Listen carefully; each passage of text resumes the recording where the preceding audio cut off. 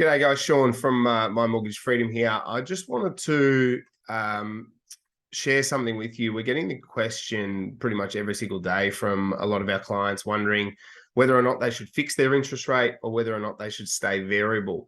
I wanted to just cover off on two things. First thing was the explanation between why the fixed rate market is priced differently to the variable interest rate market. And I'm going to explain why you've missed the boat and why you probably don't necessarily want to fix in at the current available fixed rates, because that ship sailed sort of towards the end of 2021 and it started to increase pretty rapidly a lot earlier than the variable rate. So I'm just going to show you two charts here that'll maybe give you a bit of an idea as to how these work. So let's start with the Australian interest rates, right? Reserve Bank of Australia, they meet every month, first Tuesday. This is what you hear on the news. You know, the Reserve Bank of Australia, they're meeting next week on Tuesday. What are they going to do with the interest rates? They're going to put them up, they're going to put them down, they're going to hold them. As we know, for the last sort of 5-6 months, they've been pretty aggressive in increasing these interest rates.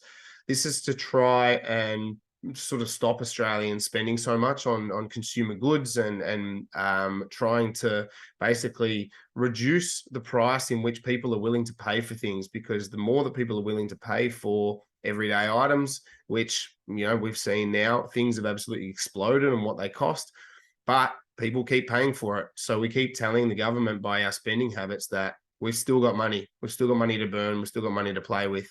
In which case, the interest rates haven't really done too much to try and curb inflation. Now, I don't want to go into too much sort of jargon and rigmarole about the dynamics of inflation and how growth and those things are impacted by the interest rates. But I just want to stick to the comparison between variable rates versus fixed rates.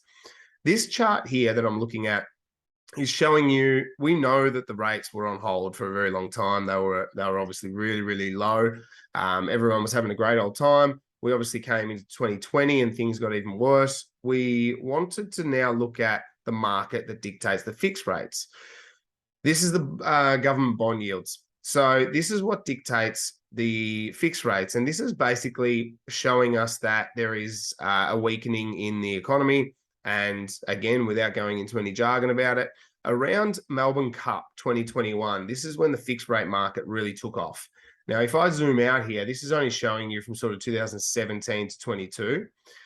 This is the highest the bond markets have been since around about 2011 for the 5-year bonds. So we're looking at some pretty significant and pretty aggressive growth in this market. Things probably haven't been as bad since then or since before then when the GFC caused all of that havoc that it caused.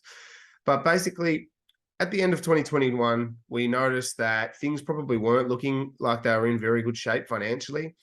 Anyone who tells you now that we're just going to sail out of this entire sort of global financial situation that we're in with the wind behind us is full of shit.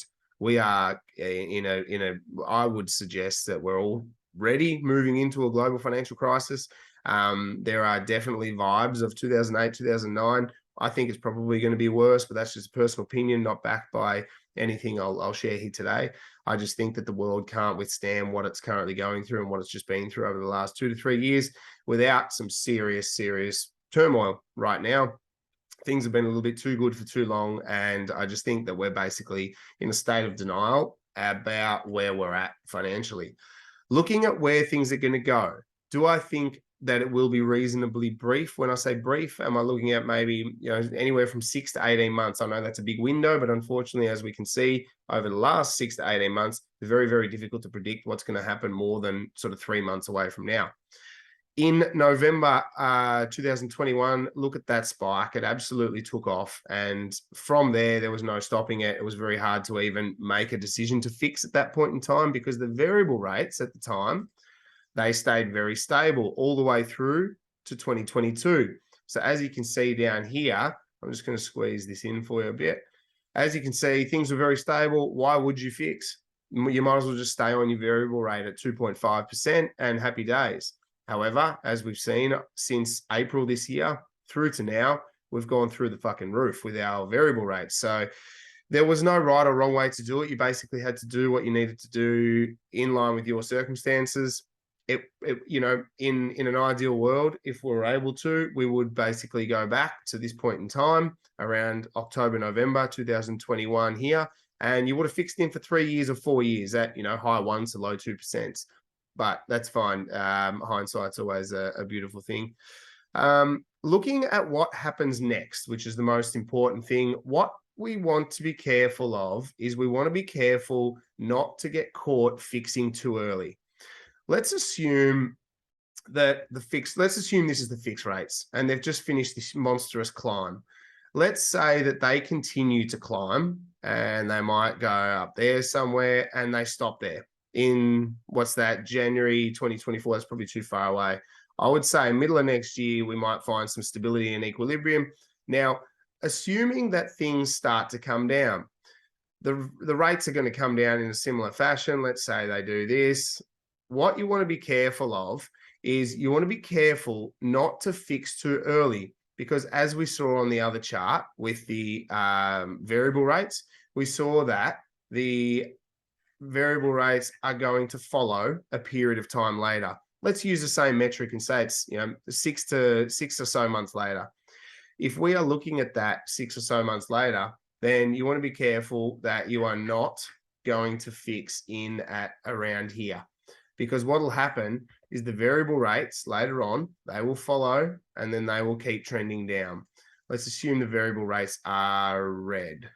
So if the variable rates keep trending down, but you've fixed here, then you're going to watch all your mates' home loans that have continued to go down because they stuck with the variable for a further period of time.